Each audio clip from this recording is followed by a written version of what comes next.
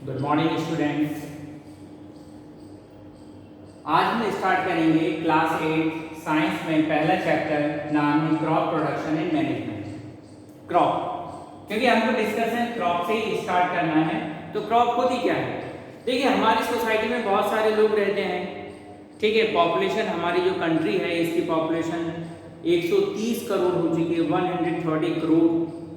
अब इतनी बड़ी आबादी को, इतनी बड़ी पॉपुलेशन को खाना खिलाना, फूड प्रोवाइड करना एक बहुत बड़ा चैलेंज है।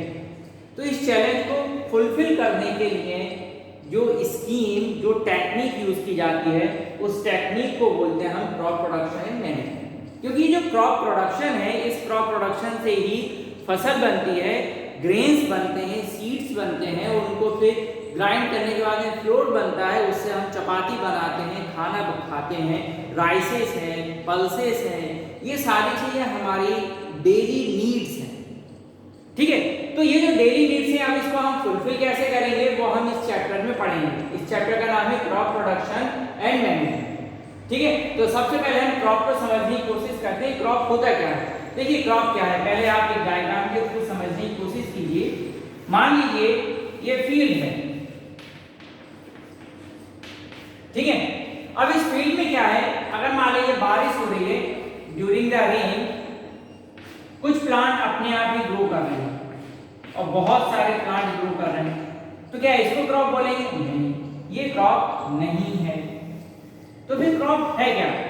अच्छा, हम फॉरेस्ट में चले जाते हैं, तो फॉरेस्ट में हम देखते हैं बहुत बड़े बड़े ट्रीज होते हैं और बहुत नंबर्स में होते हैं, ह्यूज नंबर्स में होते हैं, और इतने ज्यादा होते हैं कि हम काउंट भी नहीं कर पाते। लाइट भी नहीं आती कभी कभी, तो वहां पर नीचे फ्लोर पर जो फॉरेस्ट फ्लोर होता है वहां लाइट भी नहीं आती। तो क्या ये क्रॉप है? नहीं, ये भी क्रॉप नहीं है। फिर हम पार्क में जाते हैं, तो हम पार्क में देखते हैं बहुत सारे डिफरेंट टाइप के प्लांट्स होते हैं। कोई रोज प्लांट होता है, ठीक है, कोई मेरीगोल्ड प्लांट होता है, लिली प्लांट होता है, ठीक है, बहुत सारे रोजमेरी प्लांट्स होते हैं, हिबिस्कस है, ठीक है, और यहाँ पे बहुत सारे फ्लावर्स जो होते हैं वो भी ग्रो करते हुए दिखाई देते हैं। तो क्या ये क्रॉप है? नहीं, ये भी क्रॉप नहीं है। तो फिर हम क्रॉप किसे कहेंगे? तो देखिए, क्रॉप की जो डेफिनेशन है वो हमारी बुक में बहुत अच्छी दी हुई है, हम उस डेफिनेशन को भी कोट कर सकते हैं और खुद भी समझने की कोशिश कर सकते हैं, ठीक है। तो क्रॉप किसे कहेंगे? तो देखिए, क्रॉप क्या है? Plant of the same kind, plant of the same kind are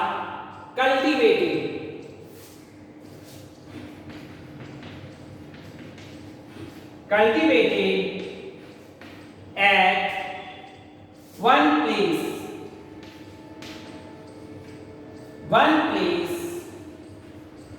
on a large scale is called crop। समझे? तो क्रॉप किसे कहेंगे? Plant of the same kind. पहले इस फर्स्ट स्पेल को समझने की कोशिश करते हैं, प्लांट ऑफ सेम काइंड। अब सेम काइंड से क्या मतलब है? जैसे मान लीजिए आपको वीट चाहिए, तो वहां सारे प्लांट किससे होंगे? वीट के, ओनली वीट। मान लीजिए आपको राइस चाहिए, तो सारे प्लांट किसके होंगे? राइस के। मान लीजिए आपको ग्राम चाहिए, तो सारे प्लांट किसके होंगे? ग्राम के होंगे। अगर मान लीजिए आपको मेज चाहिए, मेज, तो सारे प्लांट किसके होंगे? मेज के होंगे। समझ गए? तो plant of the same kind, एक ही टाइप, ऐसा नहीं होगा कि एक वीट का प्लांट है, एक राइस का, एक ग्रेन का, एक मेज का, ऐसा नहीं होगा। जो पूरी फील्ड होगी, उस फील्ड में सारे प्लांट किसके होंगे? आइदर वीट और राइस और ग्रेन और maize, only one of them, ठीक है। तो plant of the same kind are cultivated at one place. अब ये जो जिस जगह पर हम उसको कल्टीवेट करते हैं, उस जगह का नाम तो आपको पता ही है, क्या बोलते हैं? उस जगह को बोलते हैं हम फील्ड, ठीक है। तो फील्ड में ही कल्टीवेट किया जाता है। Cultivated at one place means field, खेत, ऑन अ लार्ज स्केल। ठीक है, कोई भी जो फार्मर है वो ऐसे नहीं करेगा कि एक गेहूं का पौधा लगा दिया या एक राइस का लगा दिया या 10 लगा दिए, एक गमला ले लिया पॉट में लगा दिया, नहीं। ठीक है, उसको गेहूं के 2-3 पौधे नहीं उगाने, गुजरियां नहीं बनानी, उसको एक लार्ज स्केल पर, बहुत बड़े, आप देखेंगे हेक्टर्स में आपको सिर्फ वीट दिखेगा या राइस दिखेगा, ग्रेन दिखेगा, पीस दिखेंगे, मस्टर्ड दिखेगा। ठीक है, तो ये एक ही टाइप के दिखाई देंगे और ना लार्ज स्केल। जब लार्ज स्केल पर प्लांट कल्टीवेटेड होते हैं, लार्ज स्केल पर प्लांट कल्टीवेटेड होंगे तो उसको क्या बोलेंगे हम? क्रॉप। समझ गए? तो ये है क्रॉप की डेफिनेशन। एक बार और फिर समझिए, plant of the same kind are cultivated at one place. एक ही जगह पर एक ही टाइप के बहुत सारे प्लांट कल्टीवेट हो रहे हैं ऑन अ लार्ज स्केल, बहुत बड़े पैमाने पर, इज कॉल्ड क्रॉप। तो इसको क्या बोलेंगे हम? क्रॉप। ठीक है, चलिए अब अगर यदि हम क्रॉप समझ गए तो अब हमारे माइंड में क्वेश्चन आएगा कि हम देखते हैं बहुत सारे सीजन होते हैं, ठीक है ना, गर्मियां आती हैं और क्या होता है, बारिश आती है, रेन होती है ना, समर होता है, विंटर होता है, ठीक है, ऑटम, स्प्रिंग, सीजन्स बहुत सारे हैं। तो ये जो क्रॉप है क्या ये सीजन वाइज क्रॉप है या इसका कुछ और अलग क्लासिफिकेशन है? तो देखिए हमारी जो बुक है उस बुक में जो क्रॉप है, इस क्रॉप को 2 कैटेगरी में डिवाइड किया है। कितनी कैटेगरी में? Only 2 category. ठीक है, कौन कौन सी कैटेगरी बनाई है हमारी बुक में? एक तो बनी है खैरिफ क्रॉप और दूसरी बनी है राबी क्रॉप। आपको एनसीईआरटी के बुक में ये दोनों कैटेगरी मिल जाएंगी। पहली जो ग्रुप है, पहली कैटेगरी बोल सकते हैं या पहला ग्रुप बोल सकते हैं, ये जो ग्रुप है वो है खैरिफ क्रॉप का और जो दूसरी क्रॉप है वो है राबी क्रॉप। अब क्वेश्चन आता है खैरिफ क्रॉप कौन सी है और राबी क्रॉप कौन सी है? तो देखिए जो हमारी ईयर है, पूरा जो साल है उसमें 12 महीने होते हैं। कितने महीने होते हैं? 12, जनवरी टू दिसंबर। ठीक है, तो जनवरी फरवरी इस तरह से डिवाइड नहीं है। जो राबी क्रॉप है, राबी क्रॉप का जो टाइम है वो टाइम क्या है? जून, सॉरी खरीफ क्रॉप। जो खरीफ क्रॉप है इसका जो टाइम है वो है जून टू सितंबर, याद रखिएगा।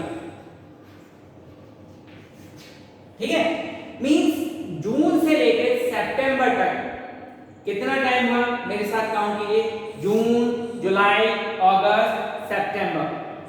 How many month are? 4। जून, जुलाई, अगस्त, सितंबर। कितने मंथ हुए? 4 मंथ। ये जो 4 मंथ का टाइम पीरियड है, इस टाइम पीरियड में जो क्रॉप प्रिपेयर होगी, ठीक है, मींस प्रिपरेशन ऑफ सॉइल से लेकर स्टोरेज तक का जो काम होगा वो इस टाइम पीरियड में किया जाएगा, जून से लेके सितंबर तक, हार्वेस्टिंग। ठीक है, तो इस क्रॉप को बोलते हैं हम खैरिफ क्रॉप। अब क्वेश्चन आता है जो खैरिफ क्रॉप है इसमें कौन कौन सी क्रॉप इंक्लूड है? तो इसमें कौन कौन सी है? सिंपल है, एक तो है पैडी इस सीजन में बहुत ज्यादा ग्रो करते हैं, और क्या है? और है मेज। अभी क्योंकि ये जो सीजन चल रहा है ये खैरिफ सीजन ही चल रहा है और आपने देखा होगा कि बाजार में भुट्टे भी आने लगे हैं। मेज मतलब भुट्टा, कॉर्न। ठीक है, तो मेज। और क्या है? आपने देखा होगा जनरली हमारे जो गुना है, गुना सिटी में और गुना के आसपास का जो एरिया है वहाँ इस टाइम जो रेन पर डिपेंडेंट फार्मर्स हैं वो सोयाबीन की खेती करते हैं। तो सोयाबीन ये कॉमन एग्जांपल है, आप समझ सकते हैं इसे। पैडी धान, चावल, मेज मक्का, सोयाबीन, सोयाबीन तो आप जानते ही हैं। तो ये जो क्रॉप है ये कौन सी क्रॉप कहलाती है? खैरिफ क्रॉप। और खैरिफ क्रॉप का टाइम पीरियड क्या है? जून टू सितंबर। जून से लेकर सितंबर तक का इनका पूरा लाइफ स्पैन होता है और इस स्पैन में ये वाली जो फसल होती है वो पककर तैयार हो जाती है। फिर आती है सेकंड कैटेगरी। जो सेकंड कैटेगरी है, सेकंड कैटेगरी में कौन सी क्रॉप रखी है? सेकंड कैटेगरी में आती है राबी क्रॉप। अब राबी क्रॉप का टाइम क्या है? जैसे इसका जून से सितंबर है, तो सितंबर के बाद में क्या आता है? अक्टूबर। ओके, सो अक्टूबर टू मार्च, ठीक है। अक्टूबर से लेकर मार्च तक का जो टाइम पीरियड है वो किसका है? राबी क्रॉप। अब आप देखिए मार्च में गर्मियां स्टार्ट हो जाती हैं और गर्मी में कौन कौन से ग्रेन्स आपको मार्केट में दिखते हैं? सोचिए, आप खुद सोचिए, तो क्या क्या देखने के मिलता है? बहुत कॉमन, सबसे ज्यादा कॉमन, मोस्ट कॉमन क्या है? व्हीट। आपको व्हीट मिलेगा मार्केट में देखने के लिए, व्हीट आ जाता है। और क्या आती है? और कॉमन क्या है? पी। और क्या है कॉमन? व्हीट आता है, पी आता है, और चना, चना जानते हैं ना, ग्रैम। और क्या आ जाता है? मस्टर्ड,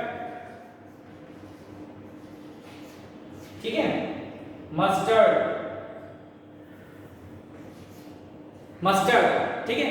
तो ये कुछ कॉमन क्रॉप नेम मैंने लिख दिए हैं जो राबी क्रॉप में आते हैं, ठीक है।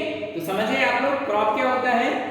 Plant of the same kind are cultivated at the one place on a large scale are called crop. जब आप लार्ज स्केल पर बहुत सारे पौधे उगाएंगे तो उसको बोलेंगे हम क्रॉप। और फिर क्रॉप की दो ग्रुप हैं, ग्रुप बोल सकते हैं या क्लासिफिकेशन बोल सकते हैं। तो क्रॉप का जो क्लासिफिकेशन है उसमें क्रॉप को दो ग्रुप में डिवाइड किया गया है। एक है खैरिफ क्रॉप और दूसरी है राबी क्रॉप।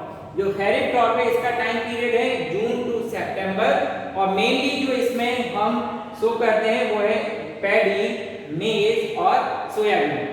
सेकंड है राबी क्रॉप। तो राबी क्रॉप का जो टाइम पीरियड है वो अक्टूबर टू मार्च, और इसमें जो मेनली जनरली जो हमको क्रॉप देखने के लिए मिलती है वो है व्हीट, पी, ग्रैम और मस्टर्ड, ठीक है। तो ये था हमारा क्रॉप का क्लासिफिकेशन। अब एक क्वेश्चन हमारे माइंड में फिर आएगा, सोचिए आपके भी माइंड में आना चाहिए, मेरे माइंड में भी आएगा। क्वेश्चन ये आता है कि ये जो क्रॉप है उसको कैसे कल्टीवेट करें,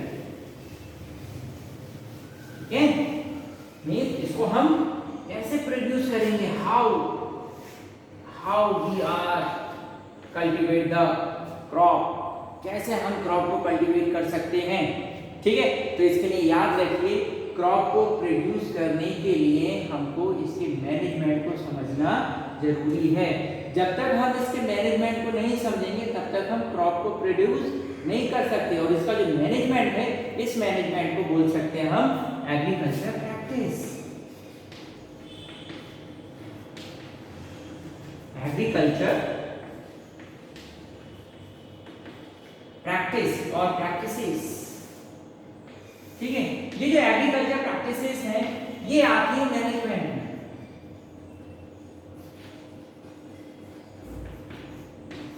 ठीक है। एग्रीकल्चर प्रैक्टिसेस आती है मैनेजमेंट के अंदर। तो हम ये देखते हैं कि जब हम किसी क्रॉप को ग्रो करना चाहते हैं तो उसको ग्रो करने के लिए हमको कौन कौन सी चीजों की जरूरत होगी, ठीक है। तो देखिए जो एग्रीकल्चर प्रैक्टिसेस हैं वो 6 या 7 हैं हमारी बुक में। हम सबको 1 बाय 1 पहले लिख के देखेंगे, फिर उनको एक के बाद एक समझने की कोशिश करेंगे कि कौन कौन सी प्रैक्टिसेस हैं।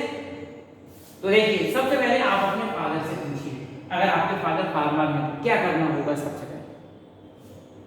तो सबसे पहले आप क्या करेंगे, सबसे पहले आप सॉइल को प्रिपेयर करेंगे, ठीक है ना, क्योंकि लास्ट टाइम जो आपने क्रॉप कल्टीवेट की थी अभी उसके कुछ स्टेम पार्ट्स बचे होंगे, कुछ रूट्स बची होंगी, और जो सॉइल है वो हार्ड हो गई है, उसमें बहुत सारा पेस्टिसाइड भी पड़ा हुआ है, ठीक है ना, और जो उसमें एयर पोर्स हैं वो सब खत्म हो गए हैं। तो इसके लिए हमको सबसे पहला काम जो करना पड़ता है उसको बोलते हैं हम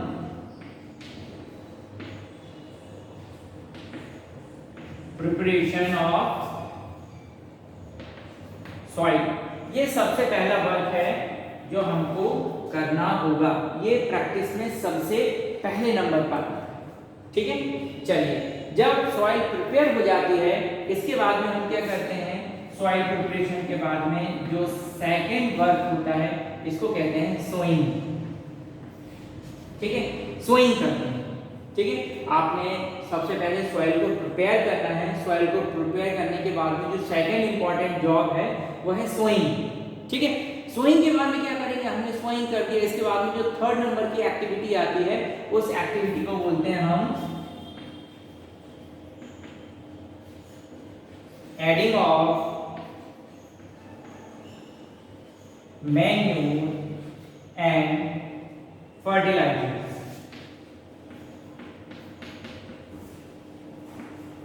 ठीक है, हमको क्या करना पड़ेगा, खेत में थोड़ा सा खाद डालना पड़ेगी, कुछ फर्टिलाइजर्स का यूज करना पड़ेगा। ये तीसरे नंबर की एक्टिविटी आएगी। ठीक है, और देखिए याद रखिए एग्जाम में क्वेश्चन भी पूछा जाता है कि write down the various steps which are included in agriculture practices. तो ये जो एग्रीकल्चर प्रैक्टिसेस में स्टेप्स इन्वॉल्व होती है आपको सीक्वेंस में याद रखनी है। ठीक है, तो मैं भी यही कोशिश कर रहा हूँ कि जो हमारी एनसीईआरटी बुक में है उसी सीक्वेंस में मैं आपको बताऊं और आपको भी यही सीक्वेंस याद रखना है। ठीक है, क्योंकि अगर आप यही सीक्वेंस याद रखेंगे तो आपका एक क्वेश्चन प्रिपेयर हो जाएगा आंसर। ठीक है, उस क्वेश्चन का पर्टिकुलर आंसर भी यही आपको स्टेप्स रखनी और सीक्वेंस में लिखनी है। ठीक है, तो सबसे पहला क्या है, प्रिपरेशन ऑफ सॉइल, और दूसरा है सोइंग, और तीसरा है adding of manure and fertiliser. अब आपने मैन्योर भी ऐड कर दिया और फर्टिलाइजर भी ऐड कर दिया। अब चौथा काम क्या करेंगे आप, अब सोचिए प्लांट को किस चीज की जरूरत होगी, प्लांट को जरूरत होगी पानी की। ठीक है, तो वाटरिंग ऑफ प्लांट क्या बोलते हैं इसको, इसको बोलते हैं हम इरिगेशन। तो जो फोर्थ स्टेप है, इस फोर्थ स्टेप का नाम है इरिगेशन। याद रखिए कौन कौन से, preparation of food, preparation of soil, sowing, adding of manure and fertilisers, and fourth is irrigation. ठीक है, फिर पांचवें नंबर पे कौन सी चीज आएगी, आप खुद सोचिए। प्रिपरेशन ऑफ सॉइल हो गया, सोइंग हो गया, एडिंग ऑफ मैन्योर हो गया, fertiliser, adding of manure and fertiliser और इरिगेशन। पांचवें नंबर पे क्या आना चाहिए, पांचवें नंबर पर अब देखिए क्या होगा, जो प्लांट इरिगेट करने के बाद में क्या होगा, बहुत सारे अनवांटेड प्लांट्स भी ग्रो करने लगते हैं खेत में। आपने देखा होगा, हमने वीट कल्टीवेट किया है और वीट के साथ में राइस निकल आया या कोई और अदर प्लांट निकल आया, इसकी हमको कोई जरूरत नहीं। ठीक है, या कोई ऐसा अनवांटेड प्लांट आ गया जिसकी हमको कुछ भी जरूरत नहीं है बिल्कुल, तो उसको क्या बोलेंगे हम, वीट। ठीक है, तो इस वीट से हमको क्या करना है, अपने क्रॉप को प्रोटेक्शन देना है। तो जो पांचवें नंबर की एक्टिविटी है हमारी, उस एक्टिविटी को क्या बोलते हैं हम, प्रोटेक्टिंग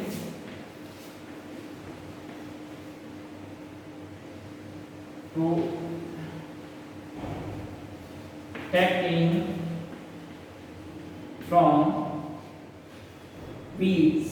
ये पांच हमारी हो गई, पांच स्टेप्स हमारे हो गए। दो स्टेप्स और बचे हैं, जब हम उसको वीड से प्रोटेक्ट कर लेंगे तो सिक्स्थ नंबर पर क्या आएगा, हमारी जो क्रॉप है अब बड़ी हो जाएगी और फिर उसके बाद में वो पूरी तरीके से राइपर हो जाएगी, पक जाएगी। पकने के बाद में हम क्या करेंगे, उसको काटेंगे, घर पे लेकर आएंगे। तो इस काटने की प्रोसेस को क्या बोलते हैं हम, इसको बोलते हैं हम हार्वेस्टिंग। ठीक है, ये हमारी हो गई सिक्स्थ नंबर की प्रोसेस, हार्वेस्टिंग। अब हार्वेस्टिंग के बाद में हमारा सेवंथ नंबर का स्टेप बचती है, यहाँ लिख देता हूँ, स्पेस नहीं है। अब आपकी क्रॉप जो है वो आपके घर पर आ गई, कट कर, मतलब खेत से अब आप घर पे लेकर आ गए सीड्स, ग्रेन। तो क्या करेंगे उस ग्रेन को, सोचो, बोरियों में भर के रखेंगे या यूं खुला छोड़ देंगे, क्या करना होगा, हमको उसे करना होगा स्टोर। क्या करेंगे हम, स्टोर, है ना, स्टोरी तो करेंगे, तो इसको क्या बोलेंगे हम, स्टोरेज। ठीक है, तो ये स्टेप्स याद रखिए, कौन कौन सी स्टेप्स आती हैं एग्रीकल्चर प्रैक्टिसेस में। इन स्टेप्स को हम नेक्स्ट लेक्चर जो होगा उसमें हम वन बाय वन समझने की कोशिश करेंगे। ठीक है, एक बार और रिपीट कर देता हूं मैं, एग्रीकल्चर प्रैक्टिसेस क्या है। सबसे पहला है प्रिपरेशन ऑफ सॉइल। ठीक है, पहले सबसे पहले हम करते हैं प्रिपरेशन ऑफ सॉइल। सेकंड क्या है हमारा, सोइंग, बीज बोना, बीजों को बोया जाता है। थर्ड नंबर पे हम क्या करते हैं, adding of manure and fertiliser. जहां हमको जरूरत है फर्टिलाइजर की वहां फर्टिलाइजर का यूज करते हैं और जहां हमको जरूरत है मैन्योर की वहां मैन्योर का यूज करते हैं। देन फोर्थ नंबर पे आता है इरिगेशन। हमको पानी भी देना पड़ता है प्लांट्स को, अगर पानी नहीं देंगे तो हमारी जो क्रॉप है वो पूरी की पूरी वेस्ट हो जाएगी, खराब हो जाएगी। ठीक है, तो इरिगेशन देना है, इरिगेट करना है उसको। 5वें नंबर पे क्या करेंगे, 5th नंबर पर हमको जो अनवांटेड प्लांट्स हैं उनको खेत से डीरूट करना है, हटाना है। तो इस प्रोसेस को क्या बोलते हैं, स्टेप को प्रोटेक्टिंग फ्रॉम वीड्स। ठीक है, जब हमारी क्रॉप जो है पूरी तरीके से पक जाती है तो उसको हम क्या करते हैं, काट लेते हैं, हार्वेस्ट कर देते हैं। तो ये वाली स्टेप क्या कहलाती है, हार्वेस्टिंग। ठीक है, फिर हार्वेस्टिंग करने के बाद में जो क्रॉप है वो हमारे घर पर आ जाती है या मार्केट में चली जाती है। तो मार्केट में भी क्या किया जाता है, उसको स्टोर किया जाता है। ठीक है ना, तो इस स्टोर प्रोसेस को क्या बोलते हैं हम, स्टोरेज। ठीक है, चलिए दोबारा लिख देता हूँ, हो सकता है शायद आपको क्लियर नहीं दिख रहा हो। स्टोरेज, ठीक है, तो ये स्टोरेज, ये 7 स्टेप्स होती हैं जिनके थ्रू हम अपनी जो क्रॉप प्रोडक्शन है उसको मैनेज करते हैं। और मैंने क्या बताया आपको, ये जो मैनेजमेंट है, इस मैनेजमेंट के अंदर ये एग्रीकल्चर प्रैक्टिसेस को हम इंक्लूड कर सकते हैं। ठीक है, आज हम इतना ही रखेंगे। नेक्स्ट लेक्चर में हम ये वाली जो स्टेप्स हैं इनको 1 बाय 1 और अच्छे से समझने की कोशिश करेंगे। ओके, अच्छा, एक चीज और जानने से पहले एक चीज और बताना चाहूंगा मैं, ये जो मैं आपको बता रहा हूँ ये आपको अपनी नोटबुक में नोट करना है। और अगर आपको कोई डाउट होता है तो आप डाउट पूछ सकते हैं मेरे से।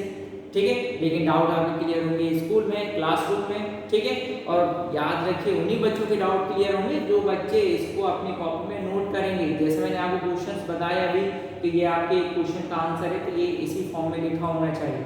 ठीक है, चलिए आज के लिए इतना ही। Thank you.